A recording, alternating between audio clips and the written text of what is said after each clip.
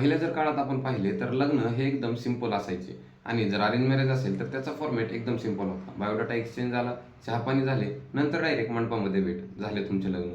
पण यामध्ये सुद्धा एक बिग प्रॉब्लेम होता. तो म्हणजे दोन अनोळखी व्यक्ती एकत्र यायचे एकाच घरामध्ये, ज्यांना एकमेकांबद्दल काहीच माहीत नाही. पण तरी सुद्धा आजची लोक म्हणतात की पहिली लग्न टिकत होती. हो, पूर्वीच्या काळी लग्न टिकत होती, पण बहुतांश लग्न ही आनंदाने नसून मजबुरीने टिकत होती. कारण तुम्ही पाहिलं तर पूर्वीच्या काळी डिव्होर्स हा कॉन्सेप्टच नसल्याप्रमाणे होता आणि मुलींकडे फारसे ऑप्शन नव्हती. फारसे म्हणण्यापेक्षा मुलींकडे ऑप्शनच नव्हते असे म्हणलं तरी बरं राहील आणि त्यामुळे मुलीला कितीही त्रास झाला तरी ती लग्न टिकत होती.